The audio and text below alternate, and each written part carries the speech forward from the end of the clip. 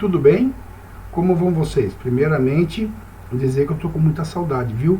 Faz falta a gente estar junto toda semana aí, mas é por uma boa causa, né? A gente está lutando aí contra o corona, né? Consumindo muito álcool gel, né? Mas é por uma boa causa, né, moçada? Para que a gente possa prevenir os nossos, né? Além da gente de contrair aí o Covid-19.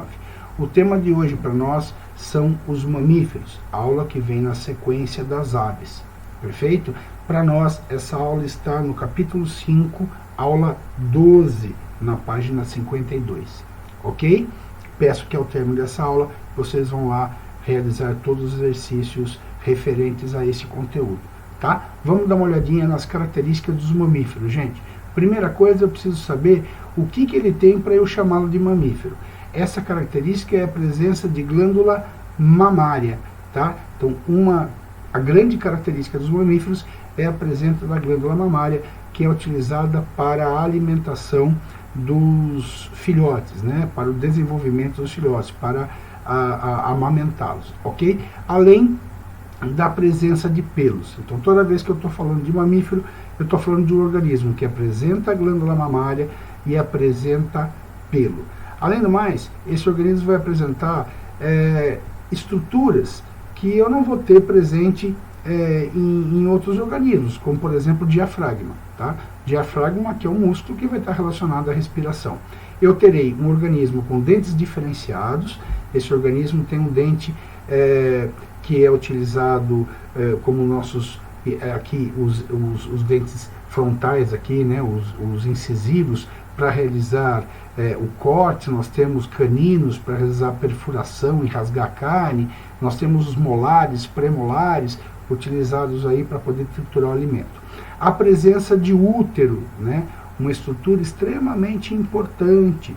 A gente vê útero presente aí nos mamíferos para o desenvolvimento dos embriões. Tem a presença de uma próstata, que está relacionado aí a nutrição do espermatozoide, controle de pH, e a presença das cordas vocais, que permite emitir som.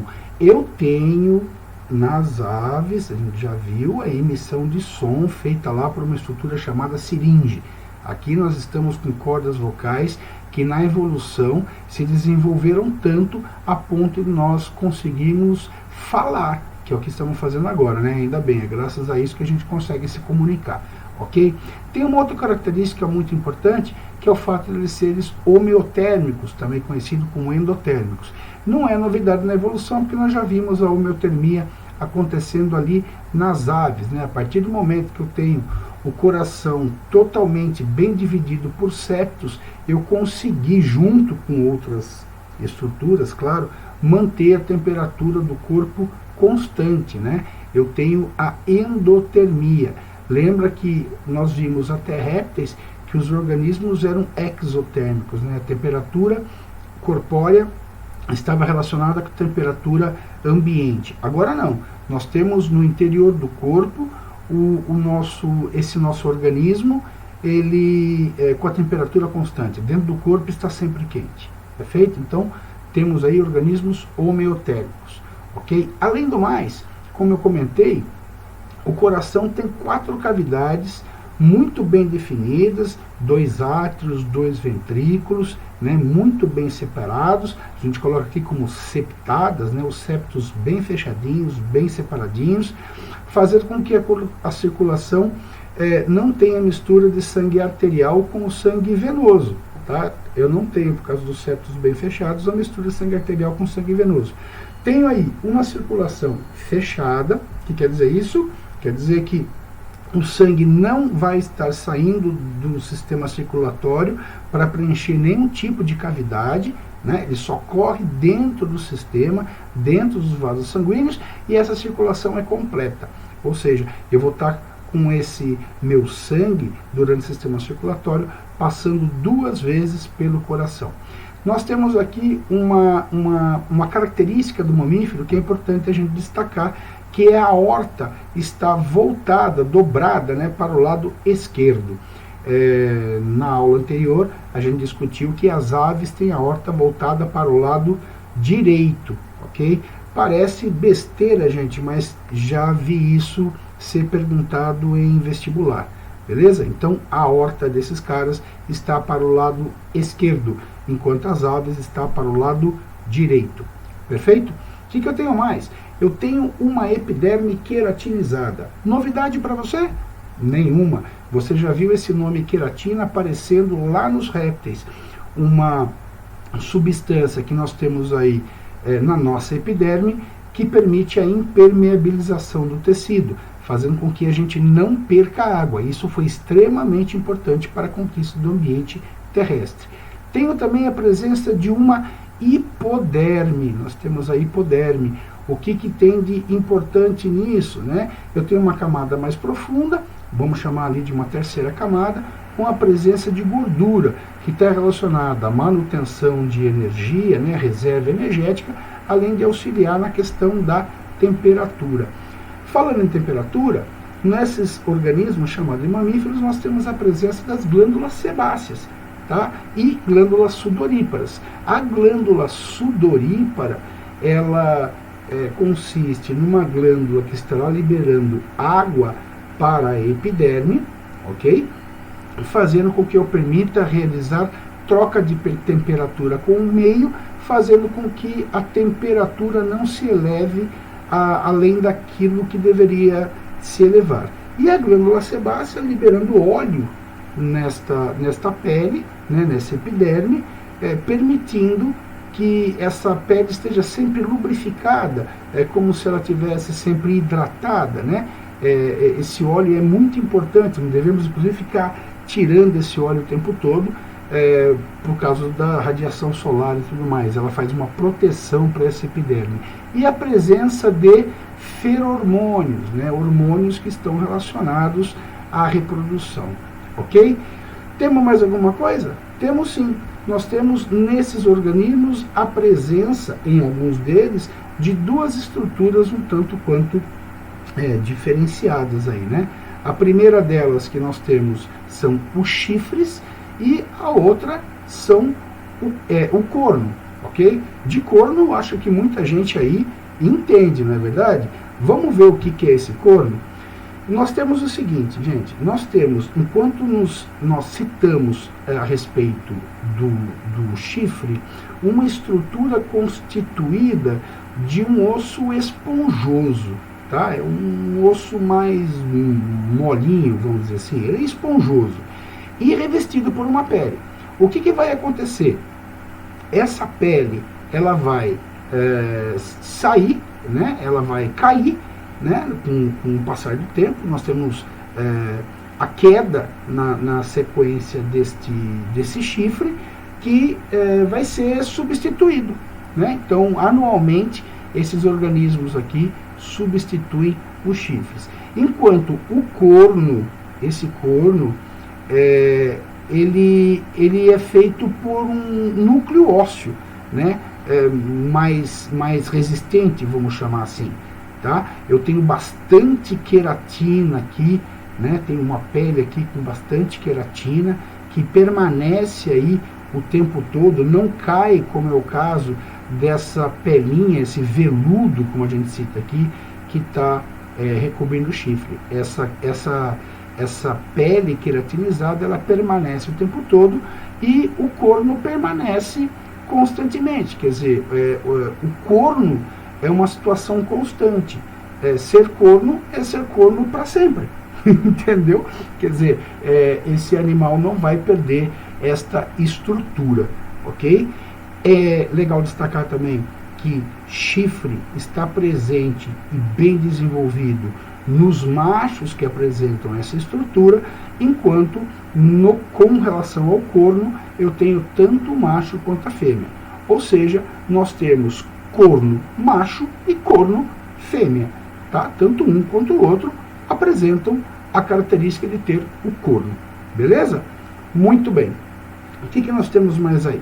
Primeira coisa, a respiração é exclusivamente pulmonar, tá? Novidade? Não, nós já temos outros organismos usando a respiração pulmonar. Nós temos a ave usando a respiração pulmonar, nós temos réptil usando a respiração pulmonar, tá? E essa respiração pulmonar, que é exclusivamente pulmonar, ela apresenta alvéolos, estruturas em formas de bolsinhas, imagina um cachinho de uva, onde será feita a troca gasosa. É ali que eu tenho a saída do oxigênio para a corrente sanguínea e a entrada do gás carbônico no alvéolo para poder estar saindo do organismo, ok? O movimento respiratório desse organismo, ele é realizado por uma estrutura denominada diafragma. O que é o diafragma, gente? O diafragma é uma estrutura que eu tenho localizado logo abaixo dos pulmões, que de acordo com o movimento para baixo ou para cima, vai fazer com que a caixa torácica abra ou feche, fazendo com que o ar entre ou saia, perfeito? Que seja inspirado ou expirado, ok? Então, o diafragma é o responsável pelo movimento respiratório nos mamíferos, ok? Aqui nessa estrutura do corpo humano, nós temos aqui a presença aí dos brônquios, dos bronquíolos e os alvéolos que eu comentei anteriormente estão localizados exatamente aí na extremidade aqui, galera, onde eu estou passando para vocês, dos bronquíolos, tá? É aqui que está acontecendo a troca gasosa para os mamíferos, ok? Então, destacando aí o diafragma, que é o responsável pelo movimento respiratório, beleza? Temos mais alguma coisa? Temos sim. Nós temos organismos de sexos separados, ou seja, eu tenho macho e tenho fêmea, perfeito? E eu tenho também o dimorfismo sexual, ou seja, eu tenho a nítida diferença, é possível se diferenciar o macho da fêmea, ok? Os dois apresentam estruturas que permitam com que a gente diferencie um sexo do outro. Então eu tenho dimorfismo sexual. A fecundação é interna, também não é novidade para nós até agora, e o desenvolvimento é direto, ou seja, não tem estágio larvário. Você nunca vai ver o seu cachorrinho dando origem a uma larva de cachorro, ok? O desenvolvimento é direto. Uma coisa muito importante dos mamíferos, moçada, que a gente tem que destacar, é a excreção feita através da liberação de ureia. O que eu estou excretando? Ureia, tá? A ureia é uma substância que foi fundamental para que a gente conquistasse o ambiente terrestre. Por quê? Porque ela exige uma quantidade menor de água para ser dissolvida e liberada, ok? O que eu tenho aí de diferença com relação ao sistema excretor? Eu tenho os nossos túbulos renais totalmente adaptados a reabsorver a água que foi utilizada para fazer essa excreção, tá? Então, nossos túbulos renais, moçada, eles vão estar reabsorvendo, vocês estão vendo aí, ó, 99% da água que foi utilizada para dissolver essa ureia, ok? Então, 99% da água que eu usei lá no rim, tudo mais, para poder tirar essa ureia fora, ela é reabsorvida para a corrente sanguínea. 1% sai lá na forma do xixi que você está habituado a ver aí, beleza? Muito bem. Mais alguma característica importante? Sim, a gente tem que falar a respeito do sistema digestório. Mas antes de falar disso, é importante dizer que os mamíferos são os únicos organismos que apresentam lábios, tá? Nós não temos essa estrutura aparecendo em outros organismos, apenas nos mamíferos, né? E de lábio, muitas e muitos de vocês entendem muito bem, não é verdade? O que a gente vai discutir agora? Um pouquinho do sistema digestório, né? De estruturas aí do sistema digestório. A primeira coisa, nos mamíferos nós teremos organismos que terão o estômago na forma de uma única câmara, quer dizer, uma bolsa, como é o nosso caso, né? O estômago aí é um saquinho onde vai descer o alimento, né? E tudo mais. Ou eu terei organismos que terão esse estômago dividido em 4 câmeras, né? Em 4 seções. Esses organismos são chamados de ruminantes, tá? Quais são essas seções? Nós temos a pança, também conhecida como rumen, nós temos o barrete, também conhecido como retículo, nós temos o omaço, que é conhecido como folhoso, e o abomaço ou coagulador. São 4 câmeras. Vamos dar uma olhadinha nelas aí? Olha aqui. Aqui nós vamos utilizar como exemplo a dona Vaquinha, beleza? Então a mimosa aqui, ela tá pra gente como exemplo. Nós temos aqui a mimosa se alimentando aí, né, de vegetais, é um herbívoro, né, os ruminantes são herbívoros, né, consumidores primários, coletando aqui o alimento, coletando aqui o vegetal, que será encaminhado através do esôfago até a primeira das 4 câmeras, que é o rumen. Do rumen, moçada, esse alimento, ele vem imediatamente aqui para o retículo, ele sai do rumen, vem para o retículo, e do retículo ele é encaminhado novamente aqui para a boca do animal, que irá mastigar mais uma vez esse alimento que veio aí do retículo, tá? Assim que ele mastigou mais uma vez, ele retorna, ele engole esse alimento, passando mais uma vez pelo esôfago dele, tá? Vindo para o omaço, cai para essa terceira cavidade aqui, que é o omaço, e do omaço ele vai passar para o abomaço, em caminho aí, sendo encaminhado aí para o intestino, beleza? Então eu tenho aí a presença de 4 cavidades. Esse organismo apresenta aí a primeira cavidade chamada de rumen, nome então, ruminantes, perfeito? Animais que vão coletar o alimento, retornar esse alimento para a boca, passar por mais 2 cavidades para poder aí estar extraindo os seus nutrientes, perfeito? Então são ruminantes, organismos com 4 cavidades. E o outro organismo, como nós, apenas uma cavidade, quer dizer, tem só o estômago, só uma bolsa, né, que vai receber o alimento. Tudo bem, galera? Muito bom. Temos mais alguma coisa? Temos sim. Esse sistema digestório, ele vai ter a participação de glândulas anexas. O que a gente quer dizer com glândulas anexas, moçada? Eu quero dizer que existem estruturas que não pertencem ao sistema digestório, tá? Geralmente estão relacionadas aí ao sistema endócrino, tudo bem? Não pertence ao sistema digestório, como é o caso do pâncreas, da vesícula biliar, da glândula salivar, do fígado, né? A gente tem aí o pâncreas participando com a liberação de suco pancreático, insulina, glucagon, vesícula biliar aí emulsificando gordura, glândula salivar liberando enzimas como a amilase salivar para a digestão de carboidrato. Enfim, nós temos um conjunto de glândulas que são anexas ao sistema digestório, não pertencem ao sistema digestório, elas estão auxiliando o sistema digestório, perfeito? Então os mamíferos apresentam essas glândulas anexas, tudo bem? Outra coisa interessante é a presença aí de um pavilhão auditivo no ouvido externo.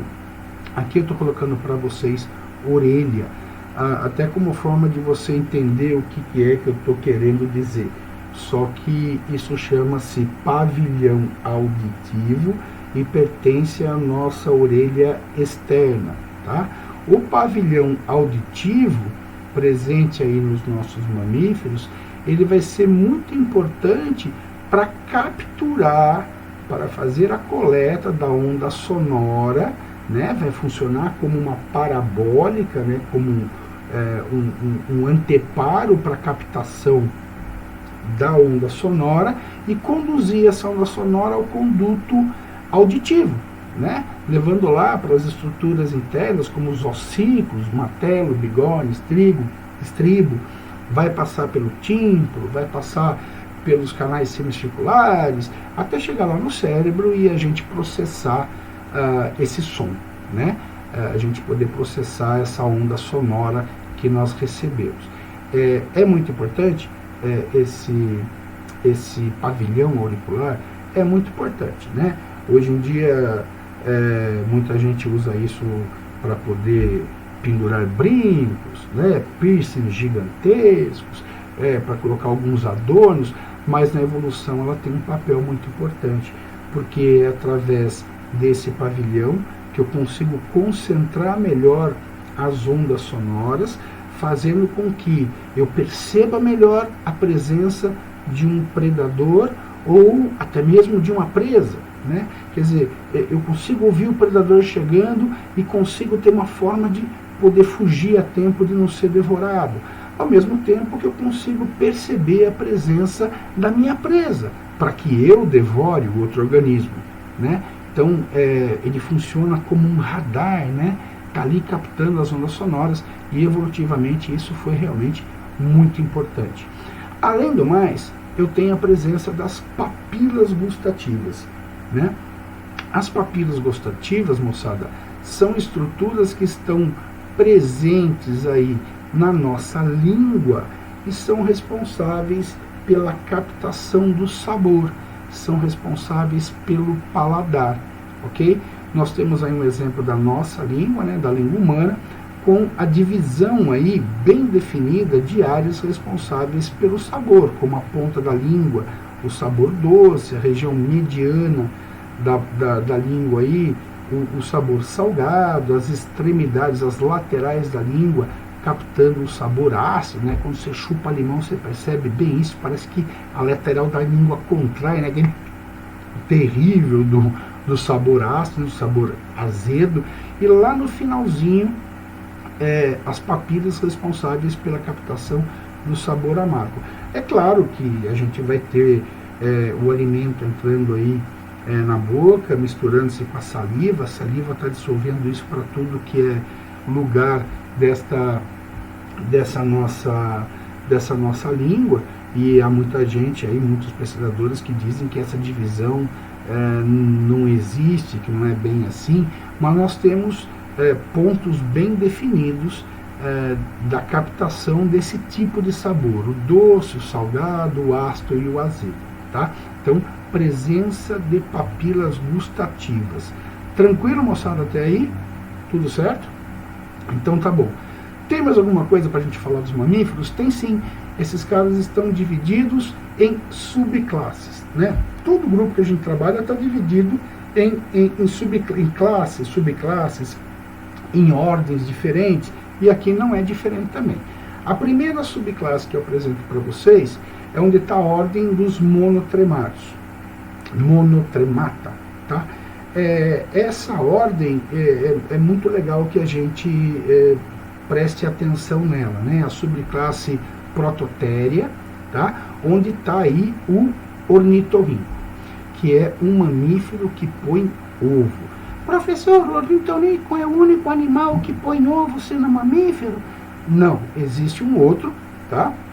O ornitorrinco, ele é endêmico lá da Austrália, tá? É carnívoro e tal, mas nós temos também um outro que são as equidíneas, que acontecem na Austrália, e também eu tenho na Papua Nova Guiné a presença deles. Então nós temos dois organismos que são mamíferos e botam ovos, o ornitorrinco, tá? E a equidna, perfeito?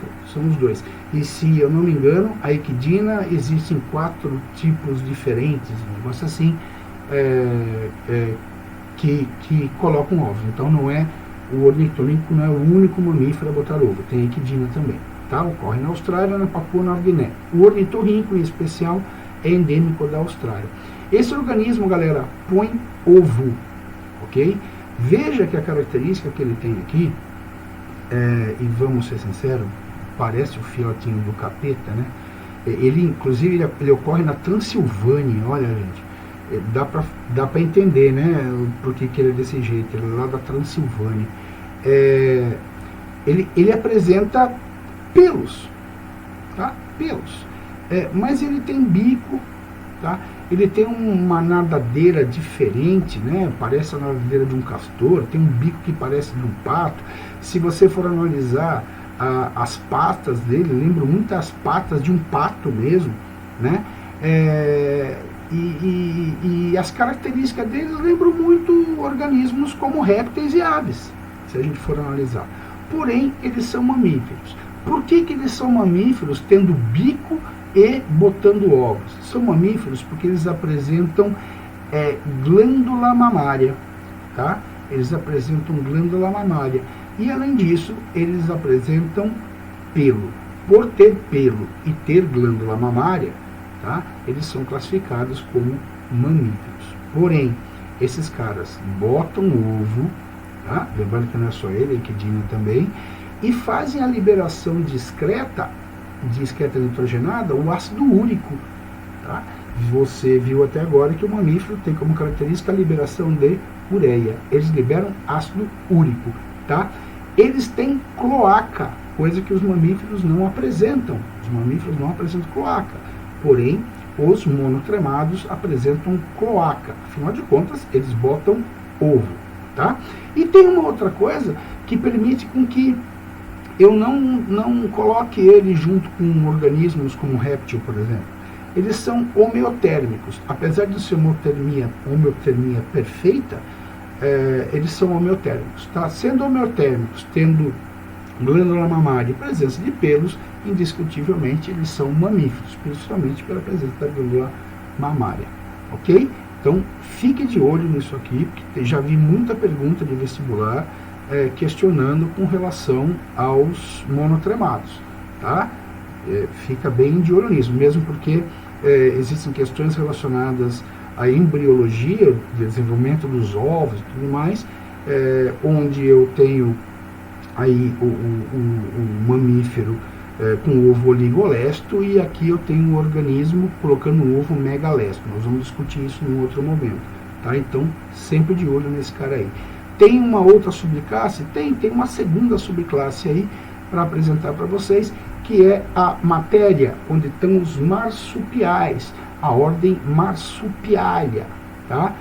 É um grupo de organismos, onde você vê presente aí o canguru, aqui nas Américas, aqui na América do Sul, nós temos o gambá, né? Aquele bichinho que muita gente chama de raposa, que vira volta, chega na escola lá, todo mundo fala, olha, tem uma raposa lá dentro do cesto de lixo, não sei o quê, né? Aquilo lá não é raposa nenhuma, né? O gambazinho, o nome dele é Didelphis marsupialis, e ele é o único marsupial presente aí nas Américas. Legal? Aqui nós só temos ele. O que eu tenho de característica desses marsupiais? Primeiro, a presença dessa bolsa aqui, né? O marsúpio é uma bolsa. Por que eles têm essa bolsa, professor? Eles têm essa bolsa porque eles têm um útero e uma placenta muito mal desenvolvidas. Se eu tenho o útero e uma placenta mal desenvolvida, fica meio claro que eu não consigo ter um bom desenvolvimento do meu embrião, do meu filhote ali dentro dessa estrutura. Afinal de contas, o útero e a placenta não são bem desenvolvidos. Então, o que acontece? Eles saem dessa estrutura e vão para dentro do marsúpio.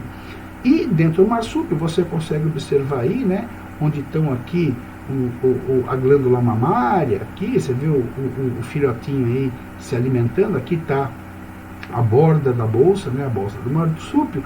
Eles acabam ficando aí dentro, se desenvolvem aí dentro, até que eles tenham condição de ter o desenvolvimento completo e sair dessa bolsa e pulando por aí junto com a mamãe, perfeito?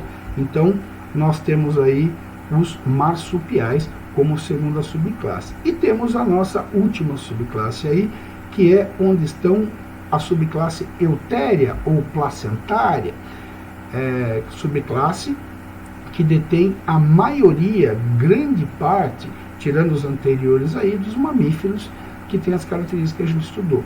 Esses caras têm um útero extremamente bem desenvolvido, uma placenta bem desenvolvida, por isso o nome aqui placentário, né? Aqui está a placenta, ó, aqui o cordão umbilical, tá?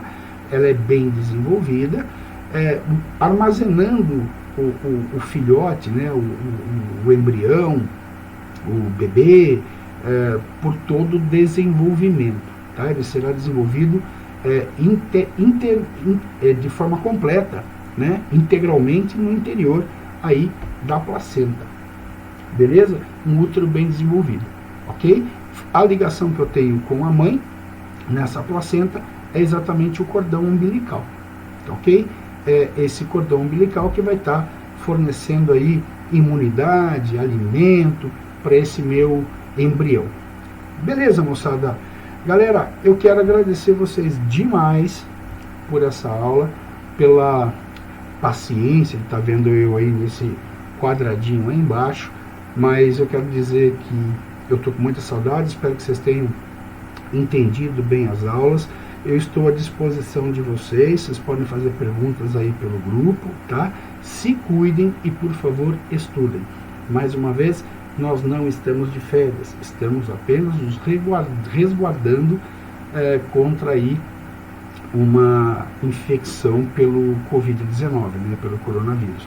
Não deixem de usar o álcool gel e, por favor, apesar de todos os cuidados que nós temos aí, né, uso de máscara, uso de luva, ficar afastado das pessoas, 1,5 m, 2 metros, existem outras doenças que acontecem no nosso meio, que estão no pico das ocorrências, como é o caso da dengue, né?